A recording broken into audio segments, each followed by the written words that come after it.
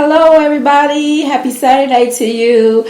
I missed you guys last weekend, but I couldn't fit everything into my schedule.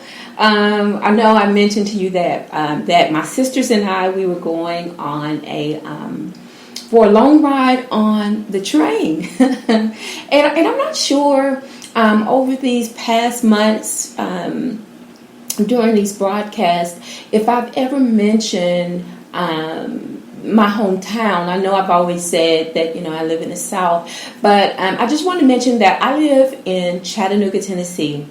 And the train ride was on the Chattanooga Valley Railroad Museum. And oh my gosh, it was so relaxing. It was so exciting. And I'll tell you more about it later. But for right now, I want to get just to give out the URLs, and then we'll get back to this train trip because let me just tell you, it will take up probably the entirety of the show for me to tell you about everything that I experienced on this trip. It was fabulous. It really was. And and I hope that everybody is having a good weekend. I know we've had, oh my gosh, so much rain here in our part of the country, and I know that it was part of the tropical storm that came ashore in some states that's like far away from us, but still we felt the effects of it. But today is so gorgeous. The sun is shining. I'm sitting in my office, and I have a wall of windows that I face, and all I can see is sunshine, and I love it. I love it. So without further delay, let's get into the URLs for the show. Grab yourself a pen and a piece of paper, and I will just let these rip, and then you jot them down. Okay? All right. So the first one is, of course, to my Spreaker account, and it is https://www.spreaker.com/user/author Vivian E. Moore. You can Facebook me, and that Facebook account or address is https://facebook.com/Vivian E. Moore. If you want to check out my Pinterest account, that one is https://www.pinterest.com/Vivian Moore 48. My Twitter handle is God's Property 46. If you want to check out my Instagram page, and I suggest that you do, it is https://Instagram.com/God's Property 51. And also, I would love for you to go out there on my website and just take a stroll through it. And you can leave comments if you want to. Tell me if you liked it or not. Tell me if there's other things that you want to see. I need to get out there soon and update it. I haven't been on there in a while, but I am going to go out there and update it and probably add some of those photographs that I took to complement my page, as well as tell a story about my weekend. But anyway, that address is https://VivianMoore.wixsite. That's WIXSite.com/author Vivian Moore. And check out my blog, please. I upload every show, the script from every show. I upload it to my blog, to my Blogger account on BlogSite, and that is vivianemore.blogsite.com. And if you want to shoot me an email, you can. That is at authorvivianemore at gmail.com. And also my iTunes. You can listen to the show on iTunes. It's available now on iTunes, and that is https://iTunes.apple.com/US/podcast/author_Vivian_E_Moore /ID 12340480000 32MT equals 2. And I know that's a long one, but the shortcut to that is on my Instagram page, because I do upload the information for my weekly shows on Instagram. So you can just check out that page if you would like, and it has all of the details of all of my website and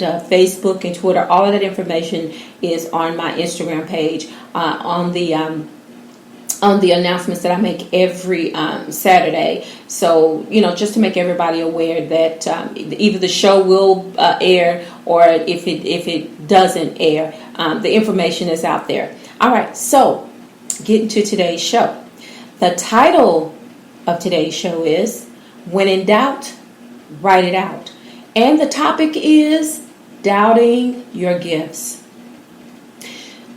The worst enemy of any individual is self-doubt. No matter what it is or what you do, we can bring about our own demise by doubting our abilities. And I'm not going to stand back and point an accusing finger, because I'm also guilty of it. To be perfectly honest, is an easy thing to do.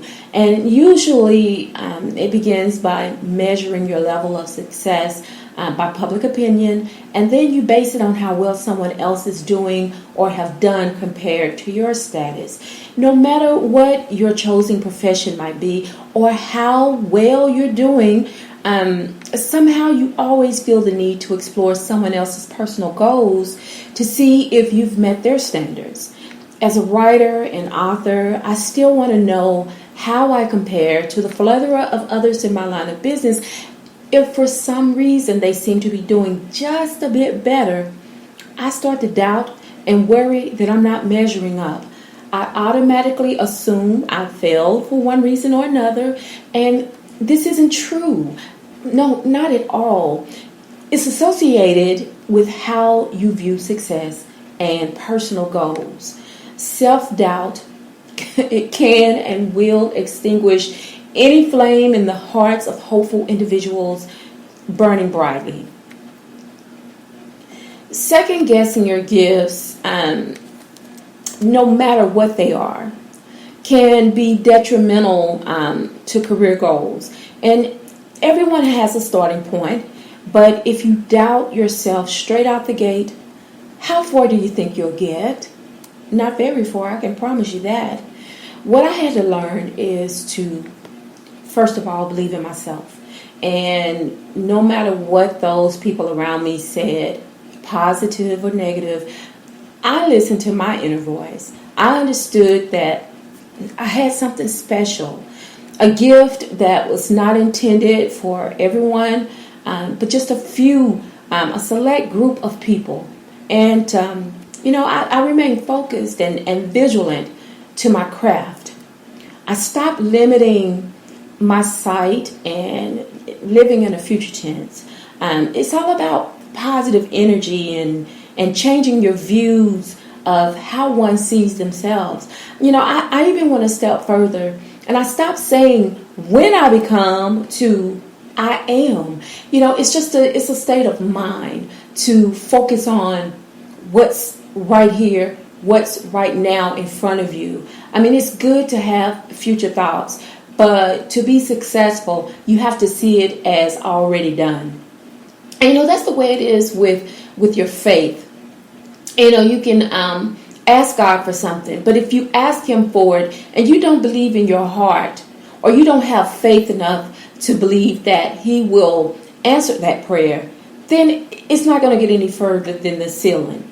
But if you go to Him and you ask in faith, believing that it is already done, then the battle is already won. So there you go. I really, really, really just wanted to say that, that everything in life does not come automatically. Some things you have to wait for. Even prayer being answered, sometimes you have to wait for it. But it's all about your staying power.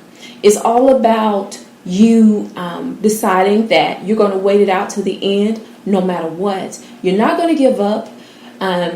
You're going to keep that hope alive and just wait for it. Sometimes you have to wait on it. And I'll tell you, I don't mind waiting. I've waited a long time for a lot of things to take place in my life. And being diligent in that wait has blessed me in so many ways. Now, my friends, I would not tell you something that I have not done myself. And this is a test-driven formula for every successful person who started out with a dream and saw it all the way to the end. Wishing and hoping is not enough. Determination and staunch refusal to accept defeat is the power source. I have learned over the years and seen for myself how true this statement is. Case in point, a little over 6 months ago, I released my third book, If Tomorrow Comes, Requiem, and I did so with the knowledge of how great a story it is and positive thoughts that it would do well in the market. Not only have I sold books in the United States, but now, at my last count, 5 other countries have been added to the list of where books have been sold.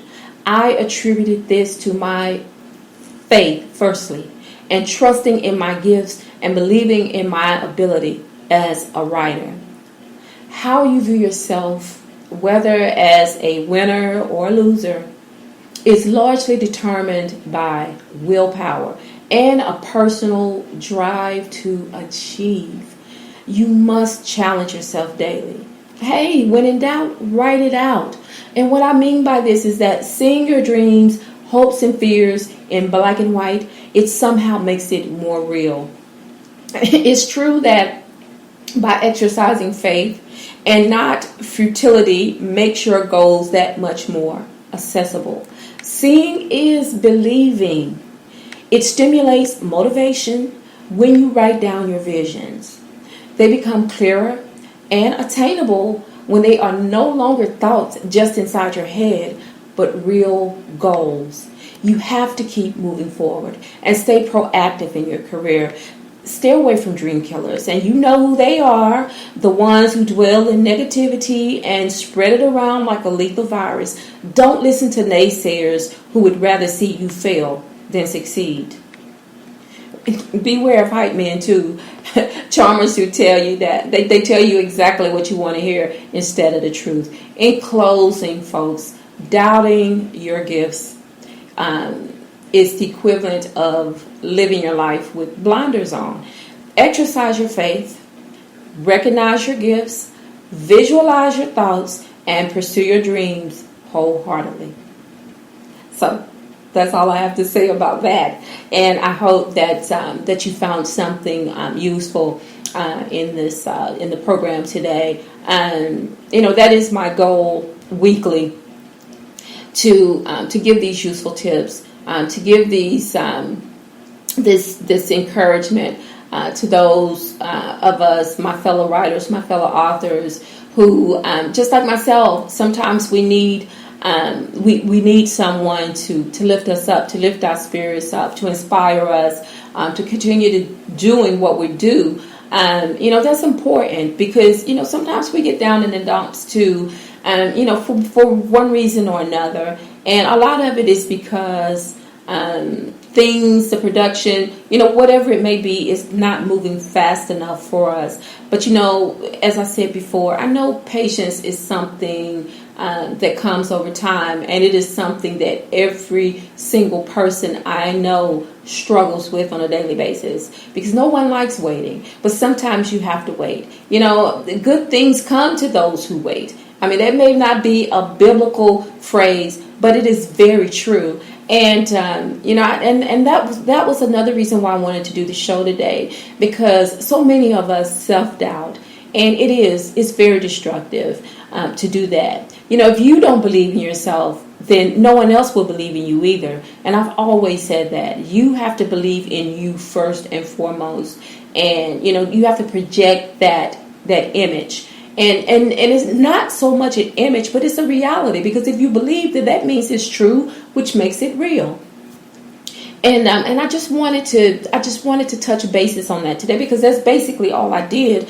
I just touched basis on it. I mean, basis on it. It is so much more deeper than what I brought to you today. It goes further and wider than what 15 minutes or 20 minutes will allow. I mean, it's a discussion. It's a broad discussion that can be talked on for hours, days, months, years, however long it takes. It is something that I don't take lightly, because I know what self-doubt can do for you. I had to learn how to believe in myself. And so basically, as my faith grew, my belief system grew.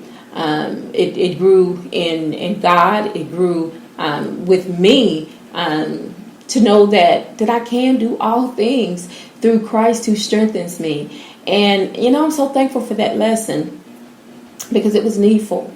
And it's not a prideful thing to believe in yourself.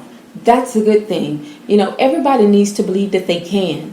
One of my favorite stories as a child was the little engine that could. And you need that encouragement. You need someone to tell you, you can do it.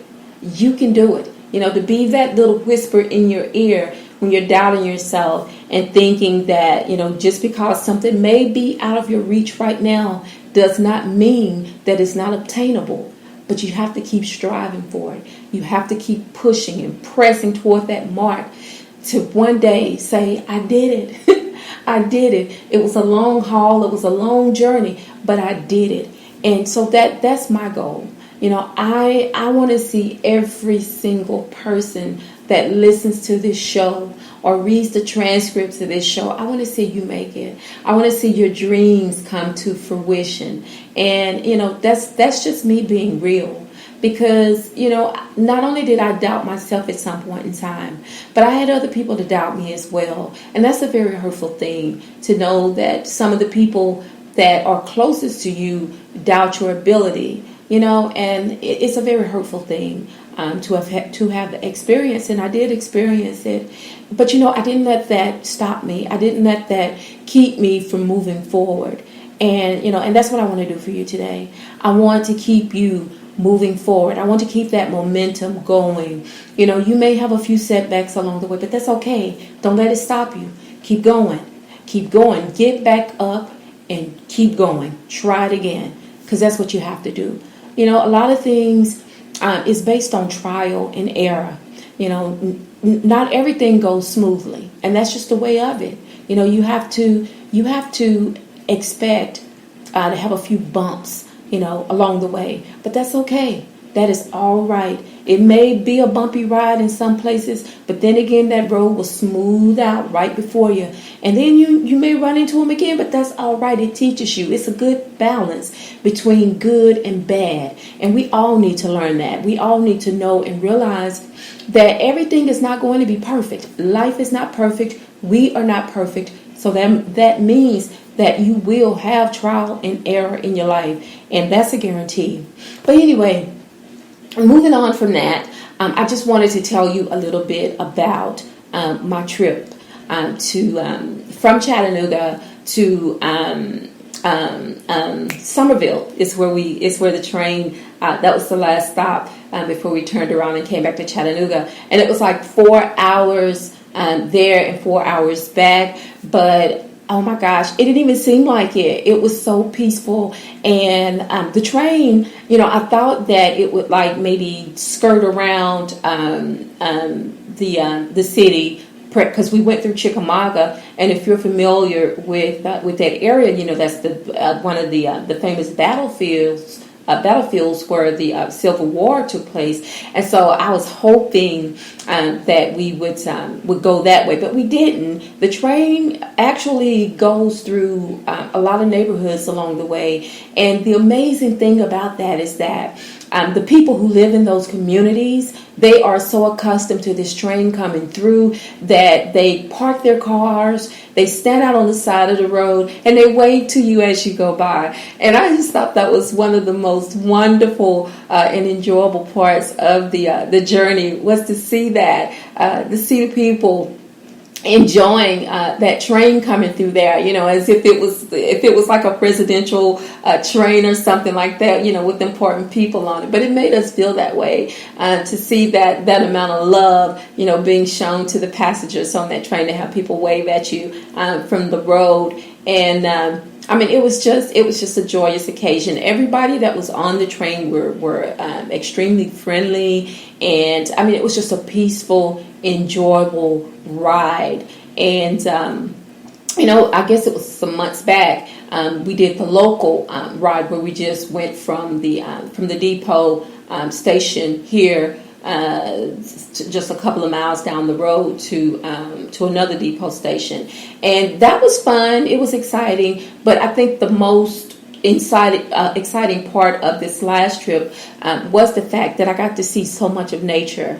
And I'm not a country girl, I'm a city girl, but being at one with nature, seeing all of this natural beauty just spread out everywhere, it just does something for you. For me personally, it makes me long for something that I don't even know what it is, but it inspires me to write about it, and and to tell you about it today on this show. But if you ever get the opportunity, you should definitely book that train and take that trip. You will so enjoy it, because we did, and met a lot of interesting people. They fed us on the train. We had a wonderful lunch, so much food. It was delicious too. And then when we finally made it to Summerville, before we even got off the train, I smelled the most heavenly scent. Someone was barbecuing, and if I had not stuffed myself like a pig already, I probably would have gotten some of that barbecue, because it smells so wonderful. But they had people that were there inside of the depot. They were selling, different items and things such as that. So I was like, that's great.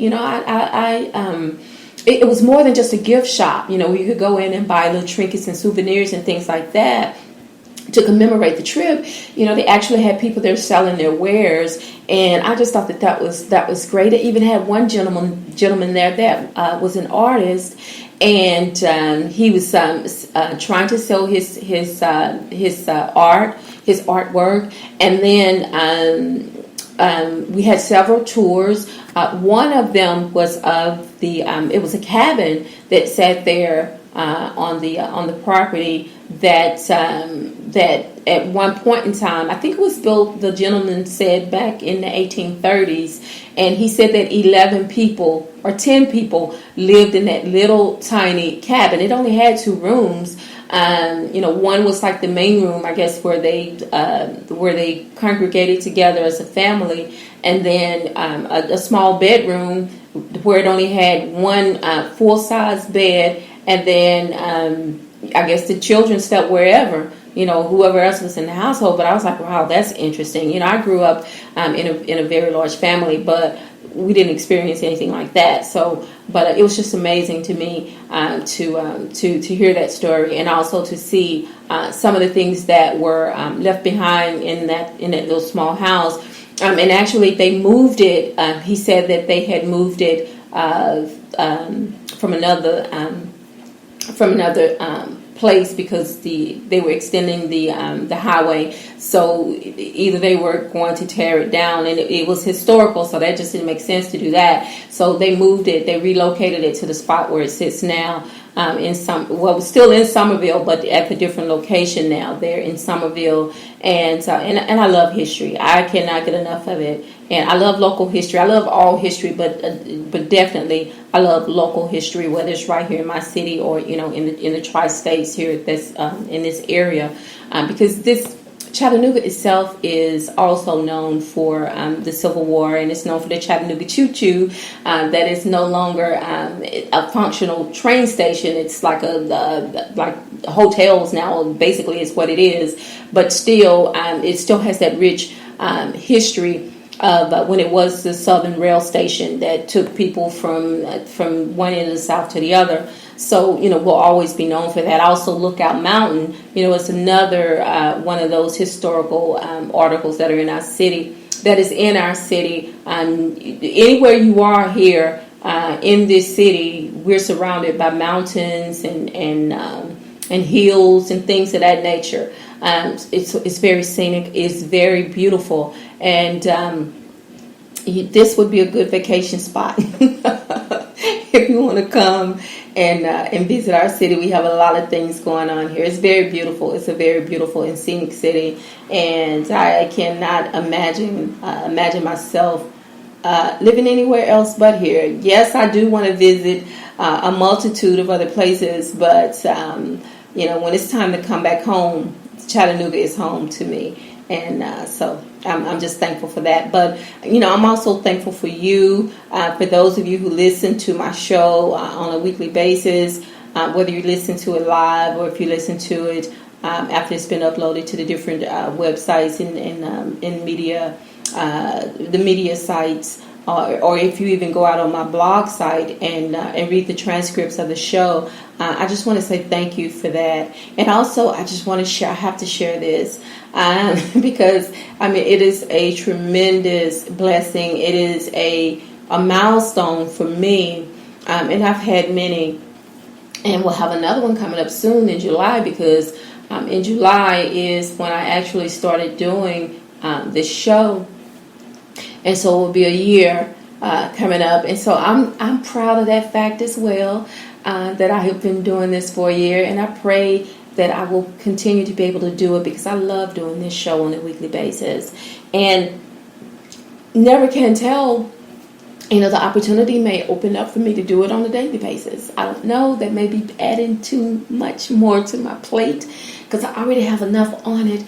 But I would love to be able to talk with you more. But what I wanted to share with you was yesterday I came home and I was sitting down at my dining room table and going through my emails and things like that. And my ex-husband was here, and we were sitting at the table. And so all of a sudden I just yelled out, and he was like, "What?" I scared him half to death. And I said, "I just sold books in Australia." And he was like, "Don't scare me like that." But I was just so excited that that made the fifth country that I have sold books in. I've sold books in Canada, in Germany, in Great Britain, in India, and now Australia. And I am just so blown away by that that I just never imagined that God would bless me in such a way to reach out to these people, to reach out to people through writing, through books, in all these other places. And sometimes I still feel like I'm just on the outside looking in. I feel like that I am looking at someone else's life who's experiencing these moments. But I am so grateful, and I am so thankful that the God has added all these extra blessings onto just one thing that I prayed and asked Him for. And I'm just so thankful, and that I have the opportunity to write and tell stories and to touch lives of people who, not just here in my country but abroad. That is something it's just wonderful to be an international bookseller. I never dreamt that this would go that far, and it has. And I'm just so thankful for it. But I'm more thankful for you, those of you who listen to the show, those of you who have bought my books, and I appreciate you. I just wanted to let you know that. Well, tomorrow is worship day, and if you don't have a church home, go visit with a family member, go visit with a friend, and just don't visit, find yourself a church home and become a part of that church family, because that is so important.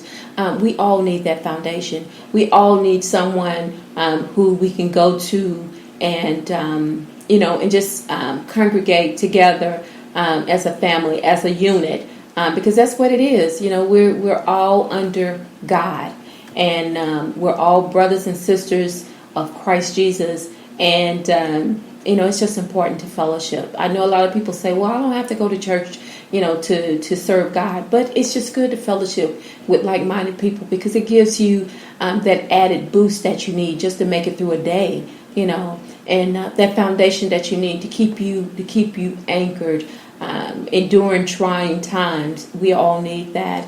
But anyway, I hope that every father had a fantastic Father's Day.